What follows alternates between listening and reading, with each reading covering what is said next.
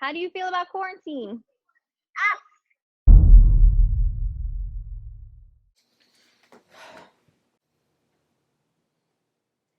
So obviously I didn't think my senior project was going to be me sitting at home on my couch talking to my camera, but here we are. My name is Nicole and I'm currently a senior in my final semester at the College of New Jersey. The reason that I'm here and I'm not at school working with a whole bunch of other seniors to create an amazing short film to share with everybody and finish my final semester of college ever at school is because we're in the middle of a pandemic. COVID-19, aka the coronavirus, is taking over the world.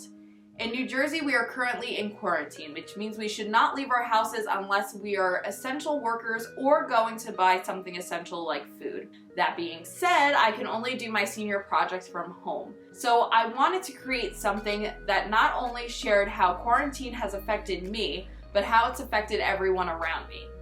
So I interviewed 40 people on their personal experiences during the pandemic. These are 40 real people who have all been affected in many different ways.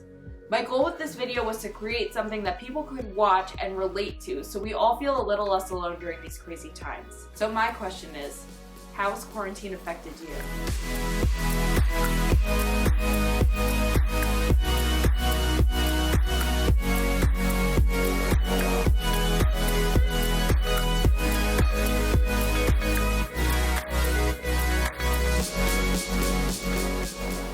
Since the pandemic, I have been working from home. I've been working from home. My entire company has been working from home. I decided to quarantine myself just because I have a little one here. I've been really fortunate to be able to hold on to my job during this pandemic. My team luckily was set up to be remote. Like we all work on our laptops, so really being at the office is just a space. It's almost just being like in a co-working space. Appraised real estate. So we're considered essential workers because we're in the banking field. So we're still allowed to go into people's houses. But I do go in with masks and gloves and things like that. I personally, for my work life, I haven't been affected because I'm considered an essential worker. Because I work with children and adults with developmental disabilities, so we're always needed. So I'm lucky enough to say that I wasn't financially affected by the virus. We're an essential worker because our company supplies the maritime industry. I'm an essential employee. I mean, my job, we're making face masks right now. We're making hospital bed sheets. I do construction, so that's still on. I'm still working, thankfully. We are supposedly teaching remotely from home, but because I'm first grade, we really don't have much to do. I'm a dance teacher, so we've been trying to do online classes, so it's just been a huge adjustment trying to teach little children and get their focus from a screen. And since I teach art and it's hands-on, it's even harder because I know a lot of my kids are limited with supplies and what they have access to. So creating lessons that everybody can do, whether they have a lot or a little, has been challenging, and not seeing them is hard. And it's a learning curve for a lot of us because we miss our kids and we miss being in the classroom. The dynamics in the classroom is not repeatable from online teaching. So I think the classroom vibe is something that I really miss. I didn't get to say goodbye to my kids in the way that I really would have liked to. Just trying to make the best of it and adapt my lessons to being remote. I know a lot of teachers are just struggling, you just try to do what you can.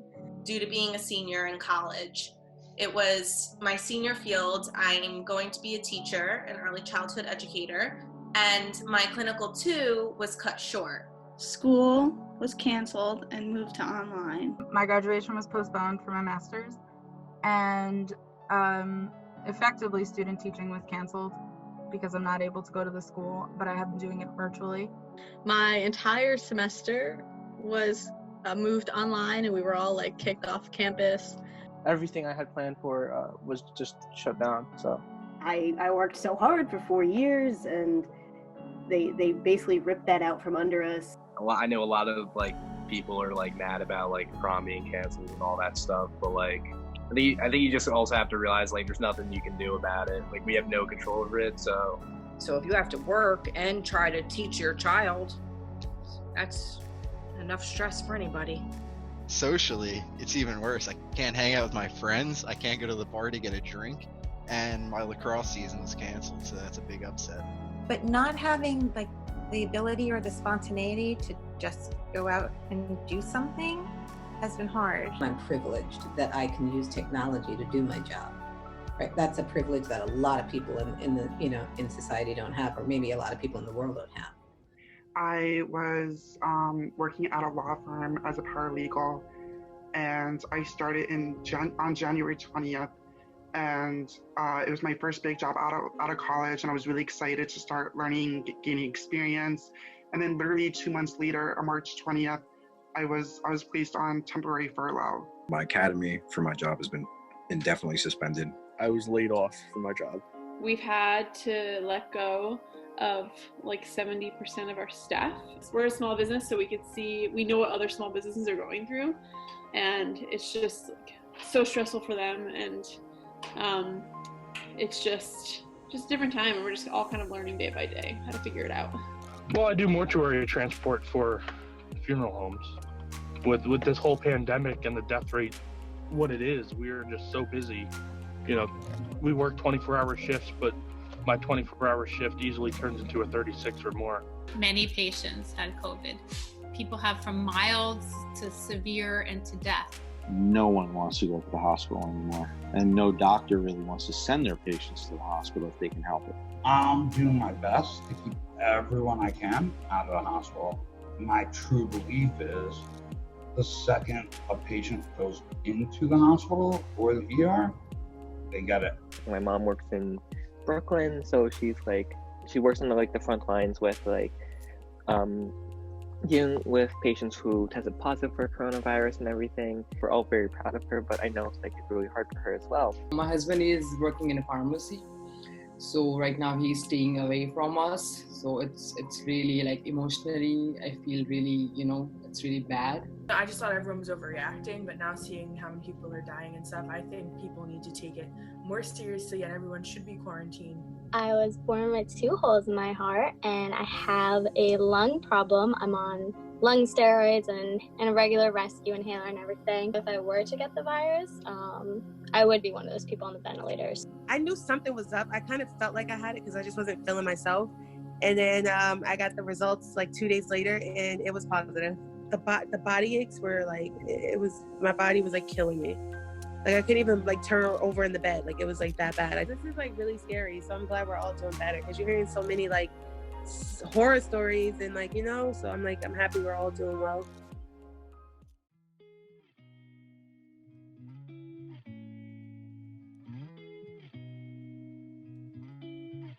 Before all this, it's basketball, it's school, it's homework, it's run here, run there. So it's the first time in my adult life since having kids that there's just time. Enjoy the time, that's it. This virus, this is science. Listen to the scientists. I just thought that oh, I probably won't get it, but it can happen. All around the United States, we're all going through this, and then as much as it sucks what we're going through, and as divided as our country is, that's the one uniting factor. You grow through what you go through, so I like that motto. If you want to do something right now, just do it. Just go, because you never know when the next time you're going to be able to, sit in your house for hours with nothing to do. Keep at it. Try not to go too stir crazy. Don't go to work.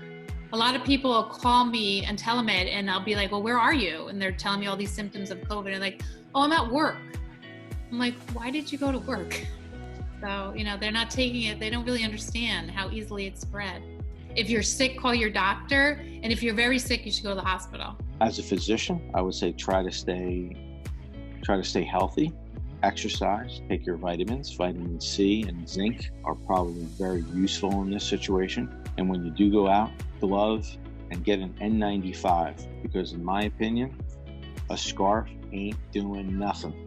Just figure out what you like doing, which may help you find a career path that you enjoyed.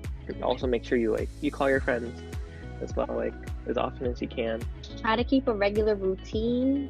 Take advantage of all the technologies we can have, call your friends, have a Zoom meeting with them. We all have to do our part, so I'm going to do my part in staying in and to stay strong, and that we're all in this together, and hopefully everything will be okay. Honestly, find reasons to laugh and find reasons to interact. To keep kind of intellectually busy, even if like doing a crossword puzzle or a jigsaw puzzle or reading a book. This will pass. We will get through this. It'll pass. Look at the positive of it. Don't look at the negative. You just have to remain hopeful and just keep a positive attitude. That's it. You got to keep on keeping on. Whatever it is that gets you going and keeps you sane, you got to keep on doing it. I think we just need to be patient, because I think if we go too fast, we're going to start all over again, and that would just be really, really bad. I believe in government right now, so like they are doing a great job. Just follow what they are saying right now. Staying home, doing what they ask, I think is the smartest thing to do right now. Wearing masks, respecting the social distancing guidelines. Flatten the curve. This is only temporary, so that's what you just have to keep telling yourself. Go out and take walks. You just have to do the best you can. I don't know, try to fill your day up with something to do, Try to find a line between your personal life and your professional life, because they've kind of been meshed at this point. Try and exercise, because that'll just pass time. You'll use energy up, so you won't be up all night watching TV.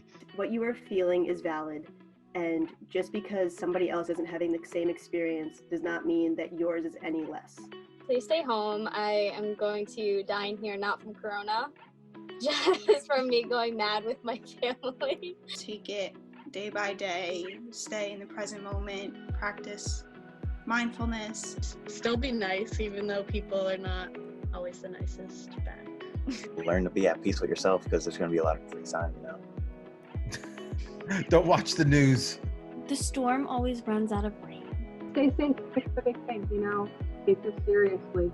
You got to do what you have to do so you can do what you want to do. Stay at home, wash your hands, and see when this is all over.